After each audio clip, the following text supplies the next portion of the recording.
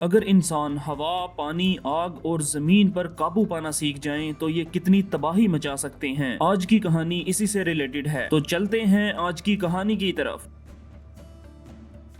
कहानी के आगाज में हजारों साल पहले का वक्त दिखाया जाता है, जब इस जमीन पर 4 कबीले मौजूद थे जिनको हवा, पानी, जमीन और आग पर ताकत हासिल थी। और इनमें से सबसे ज्यादा ताकतवर आग को कंट्रोल करने वाला कबीला था और इसे फायर नेशन कहा जाता था। और फायर नेशन पूरी दुनिया पर कब्जा करना चाहता था, इसलिए फायर नेशन ने दूसरे कबीलों को काफी हद तक खत्म कर दिया था। और एयर बेंडर कबीले में से सिर्फ एक ही इंसान बच पाया था और वही इंसान इस दुनिया के अंदर अमन कायम कर सकता था और वो चारों कबीलों की शक्ति को काबू कर सकता था और उसे अवतार के नाम से जाना जाता था। लेकिन अचानक से अवतार इस दुनिया से गायब हो जाता है और फिर अवतार के गायब होने के 100 साल बाद हमें साउदर्न वाटर विलेज का एरिया दिखाया जाता है, जहाँ पर दो बहन भाइयों को दिखाया जाता है जो के खाने की तलाश में निकले हुए थे, जिनमें से लड़के का नाम सोका और लड़की का नाम कटारा था। वो वहाँ पर वाटर बेंडिंग कर रही होती है कि अचानक जमीन से एक गोला निकलता है। अचानक उसके अंदर से एक रोशनी निकलने लगती है। वो दोनों गोले के पास जाते हैं कि उन्हें वहाँ पर एक गंजा बच्चा बेहोशी की हालत में पड़ा नजर आता है। उसके बाद वो दोनों उसे अपने गांव ले जाते हैं। कबीले में जाने के बाद कटारा उस लड़के से उस बर्फ के अंदर फंस जाने की वजह पूछती है। वो उसे बताता है कि मैं अपने जानवर के साथ टहलने निकला था कि अचानक से मैं पानी के अंदर गिर गया और फिर बेहोश हो गया। और फायर नेशन के जुको ने भी उस रोशनी को देख लिया था जो कि आसमान की तरफ जा रही थी। और दूसरी तरफ लड़का उन्हें बताता है कि मैं एक एयर बेंडर हूँ। लेकिन वहाँ मौजूद एक बूढ़ी औरत उसे कहती है कि ये कैसे मुमकिन है, क्योंकि आज से 100 साल पहले तमाम एयर बेंडर को मारा जा चुका है। और फिर उस बूढ़ी औरत को पता चल जाता है कि ये छोटा बच्चा ही अवतार है। और फिर दिखाया जाता है कि फायर नेशन का जुकू भी उनके कबीले के अंदर पहुंच जाता है और कबीले वालों को कहता है कि अवतार को मेरे हवाले कर दो। लेकिन कबीले वाले इस बात से इनकार कर देते हैं और उनके दरमियान लड़ाई होना शुरू हो जाती है। फायर नेशन के लोग उन्हें मारने ही वाले थे कि एंग वहां पर आ जाता है और उनके साथ चलने के लिए राजी हो जाता है। और फिर एंग अपनी पावर का इस्तेमाल करते हुए चाबियां चोरी कर लेता है और ताला खोलकर वहां से बाहर निकल आता है। वो जुकू की लिखी हुई किताब को वहां से पकड़ता है और शिप से फरार हो जाता है। और फिर अचानक से कटारा और उसका भाई उस पेट के साथ वहां पर आ जाते हैं और उसे बचा लेते हैं। एंग उस किताब को पढ़ता है तो उसे पता चलता है कि अवतार की ट्रेनिंग स्टार्ट करने के लिए उसे चारों अवतार के टेम्पल्स पर जाना पड़ेगा। इस तरह वो सबसे पहले क्योशी अवतार के टेम्पल की तरफ निकल पड़ते हैं। उसके बाद ये लोग उस कबीले के सरदारों के साथ मुलाकात करते हैं और एंग उन्हें बताता है कि मैं एक अवतार हूँ। और फिर दिखाया जाता है कि एंग क्योशी अवतार की मूर्ति के सामने बैठ जाता है और उनसे बात करने की कोशिश करता है। और फिर वहाँ पर अचानक से रोशनी निकलने लगती है और एंग रूहों की दुनिया के अंदर चला जाता है, जहाँ अवतार की मुलाकात क्योशी अवतार से होती है। क्योशी अवतार उसे बताती है कि तुम्हें अपनी ट्रेनिंग स्टार्ट करनी होगी और ये जिम्मेदारी तुम्हें अकेले ही पूरी करनी पड़ेगी। और फिर क्योशी एंग के जरिए से इस दुनिया के अंदर आ जाती है और क्योशी ने अपनी चारों ताकतें इस्तेमाल करते हुए फायर बेंडर का मुकाबला किया और उन्हें वहां से भागने पर मजबूर कर दिया। और फिर क्योशी एंग की बॉडी से निकलकर दोबारा रूहों की दुनिया में वापस चली जाती है। उसके बाद कबीले वाले एंग का शुक्रिया अदा करते हैं और फिर एंग और उसके साथी वाटर बेंडिंग कबीले की तरफ निकल पड़ते हैं। और दूसरी तरफ जुकू को दिखाया जाता है कि वो अपनी शिप पर मौजूद था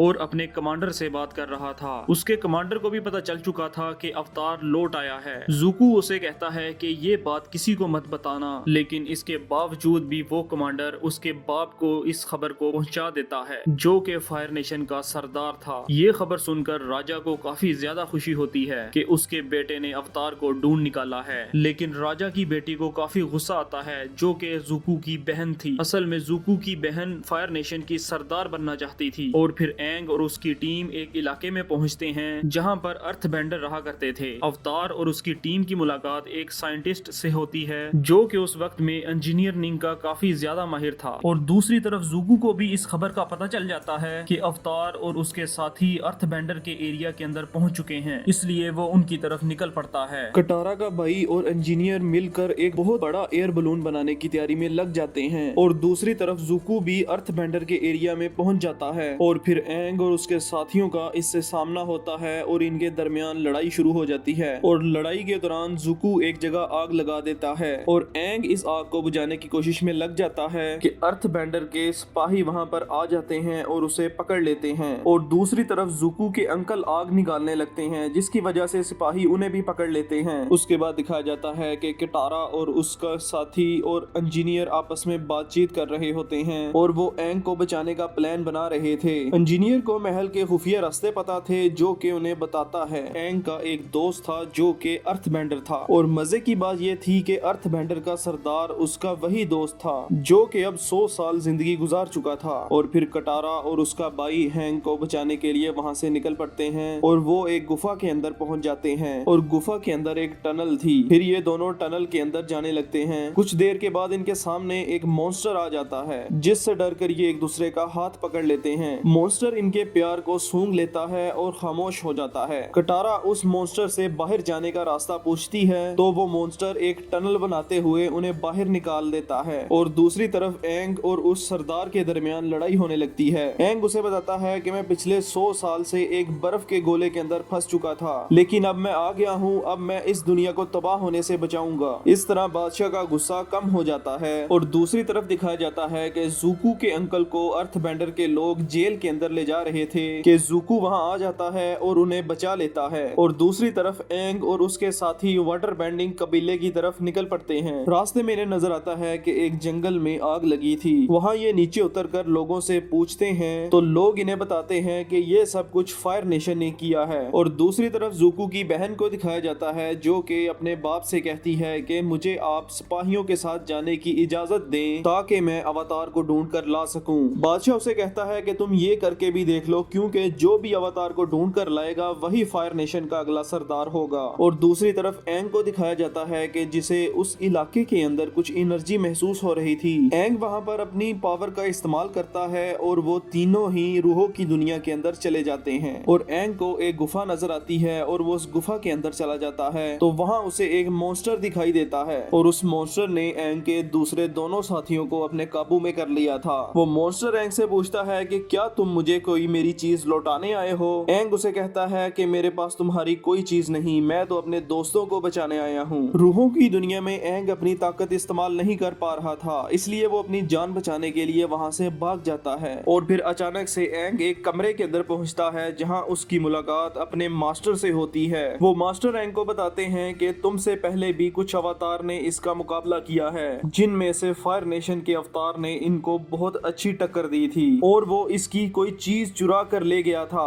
अगर तुम इसे वो चीज लाकर दे देते हो तो ये तुम्हारे दोस्तों को छोड़ देगा। और फिर एंग अपनी असल दुनिया में वापस आ जाता है और फायर बेंडर के इलाके की तरफ निकल पड़ता है। इस तरह एंग उनके महल के अंदर पहुंच जाता है जहां उसकी मुलाकात एक आदमी से होती है जिसे पता होता है कि वो एक अवतार है, इसलिए वो उसे अर्थबेंडर्स के टेंपल के अंदर ले जाता है और एंग को वहां पर बहुत सारी चीजें दिखाई देती हैं लेकिन उसे पता नहीं था कि उसने कौन सी चीज चुराई थी। एंग वहां पर अपनी पावर्स का इस्तेमाल करता है और दोबारा से रूहों की दुनिया में चला जाता है जहां उसकी मुलाकात फायर बेंडर के अवतार से होती है। एंग के पूछने पर अवतार उसे बताता है कि मैंने उस मॉन्स्टर की माँ की मूर्ति चुराई थी। एंग अपनी असल दुनिया में वापस आता है और उस मूर्ति को उठाकर वहां से निकलने लगता है कि अचानक इस पर एक मॉन्स्टर हमला कर देता है और वो बेहोश हो जाता है। इस मॉन्स्टर को असल में जुकू और उसके अंकल ने अवतार को पकड़ने के लिए भेजा था। इस तरह जुकू और उसके अंकल एंग को पकड़कर अपने साथ ले जाने लगते हैं और फिर रात को वो एक जगह ठहरते हैं जहां पर एंग और जुकू के दरमियान लड़ाई होने लगती है। एंग जुकू पर हमला करता है और उसे बेहोश कर देता है और वहां से चला जाता है। और फिर हमें पास्ट का वक्त दिखाया जाता है जब जुकू ने अपने बाप की जंग की स्ट्रेटेजी पर उंगली उठाई थी तो जुकू के बाप ने उसे चुनौती दी और उन दोनों के दरमियान लड़ाई होने लगती है जिसमें जुकू का बाप उसकी आंख पर एक निशान दाग देता है और उसे फायर नेशन से निकाल देता है और फिर उसके अंकल भी उसके साथ जाने के लिए तैयार हो जाते हैं। जुकू का बाप उसे कहता है कि जब तक तुम अवतार को ढूंढ नहीं लेते तुम फायर नेशन में वापस नहीं आ सकते, इसलिए तब से लेकर अब तक जुकू अवतार की तलाश में ही था।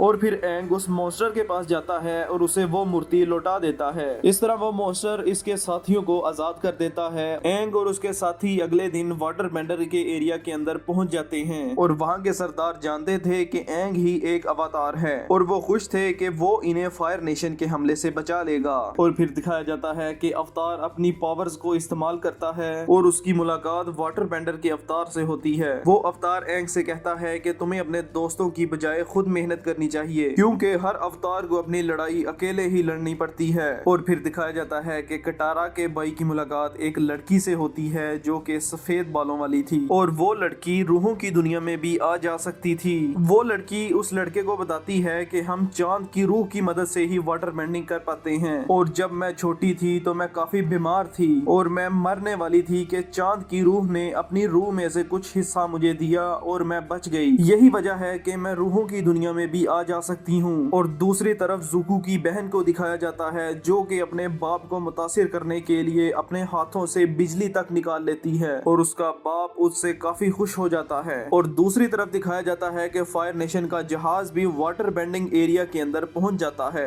और फिर उनके इलाके पर फायर नेशन का हमला हो जाता है, और इस तरह वाटर बेंडिंग और फायर बेंडिंग के लोगों के दरमियान लड़ाई होने लगती है। और दूसरी तरफ ज़ुको के अंकल को और फायर नेशन के कमांडर को दिखाया जाता है। ज़ुको के अंकल उस फायर नेशन के कमांडर से कहते हैं कि उनकी पावर चांद से आती है और आज चांद पूरा है और वो काफी ताकत के अंदर होंगे। वो कमांडर उसे कहता है कि मैं तो उन्हें हराना चाहता ही नहीं, मेरा तो प्लान कुछ और ही है। और दूसरी तरफ वाटर बेंडिंग और फायर बेंडिंग के लोगों के दरमियान काफी ज्यादा लड़ाई चल रही थी, और फिर वो जनरल फायर बैलून की मदद से उस एरिया में पहुंच जाता है जहां पर चांद और समंदर की रूहें मौजूद थीं, और फिर वो चांद की रूह को पकड़ लेता है जिसकी वजह से चांद सुर्ख हो जाता है, और वो एक खंजर की मदद से चांद की रूह को मार देता है और चांद बिल्कुल काला पड़ जाता है। और चांद के खत्म हो जाने की वजह से वाटर बेंडर की ताकत खत्म हो जाती है, और इस तरह फायर नेशन के लोग हर तरफ तबाही करने लगते हैं। और फिर एंग समंदर के अंदर जाता है और अपने आप को समंदर की रूह के हवाले कर देता है। इस तरह समंदर की रूह काफी ज्यादा ताकतवर हो जाती है और फायर नेशन के लोगों पर हमला कर देती है। और दूसरी तरफ उस सफेद बालों वाली लड़की को दिखाया जाता है जो कटारा के भाई से कहती है कि एक वक्त था